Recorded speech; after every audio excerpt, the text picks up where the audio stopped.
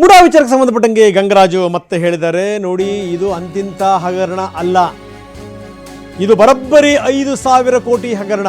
ಇದು ಗಂಗರಾಜು ಹೇಳಿರುವಂತ ಮಾತು. 5,000 ಕೋಟಿ ಹಗರಣದ ಬಗ್ಗೆ ಇಡಿಗೆ ನಾನು ದೂರು ಕೊಡ್ತೀನಿ.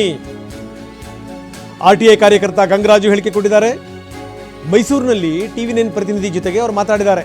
ಸಿದ್ದರಾಮಯ್ಯರದ್ದು 20-30 ಕೋಟಿ ಹಗರಣ ಇರಬಹುದು, ಆದರೆ ಒಟ್ಟಾರೆ ನೋಡಿದಂಥ ಸಂದರ್ಭದಲ್ಲಿ 5,000 ಕೋಟಿ ಹಗರಣ ನಡೆದಿದೆ.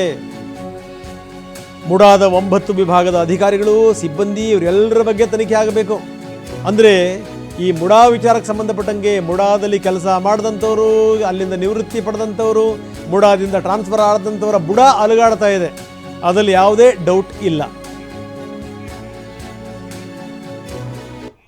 ಸರ್, ಈಗ ಸಿದ್ದರಾಮಯ್ಯನವ್ರ ಪ್ರಕರಣಕ್ಕೆ ಸಂಬಂಧಪಟ್ಟಂಗೆ ಒಂದು 20 ಕೋಟಿ ಹಗರಣ ಇರ್ಬೋದು, ಇಲ್ಲ 30 ಕೋಟಿ ಇರ್ಬೋದು, ಅದು ಬೇರೆ ವಿಷಯ, ತನಿಖೆಯಿಂದ ಹೊರಗಡೆ ಬರುತ್ತೆ.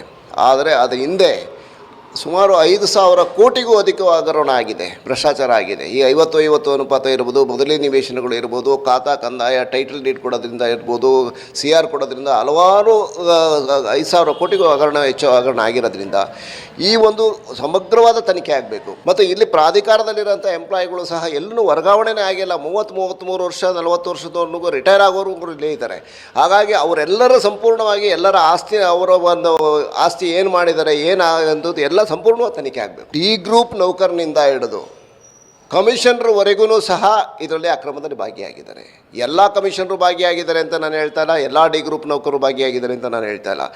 ಪ್ರತಿಯೊಬ್ಬರದ್ದು ಅವರ ವೈಯಕ್ತಿಕ ಆಸ್ತಿ ತನಿಖೆ ಆಗಬೇಕು. 30-40 ಲಕ್ಷ, ಒಬ್ಬ ಡಿ ಗ್ರೂಪ್ ನೌಕರು 30-40 ಲಕ್ಷ ಕಾರ್ ಇಟ್ಕೊಂಡಿದ್ದಾನೆ. ಇವತ್ತು ಇಡೀ ಬರೀ 50-50 ಅನುಪಾತದಲ್ಲಿ ತನಿಖೆ ಆಗ್ತಾರೆ. ಈಗ ಒಂದು SIT ರಚನೆ ಮಾಡಲಿ ಬಿಡಿ. ಒಂದೊಂದೇ ಕಾಮಗಾರಿಗೆ 2-2 ಸರಿ 3-3 ಸರಿ ಬಿಲ್ ತೊಗೊಂಡ್ರೆ, ಕಾಮಗಾರಿ ಮಾಡದಲ್ಲೇ ಬಿಲ್ಗಳು ತೊಗೊಂಡಿರೋ ಪ್ರಕರಣಗಳು ಇರ್ತವೆ.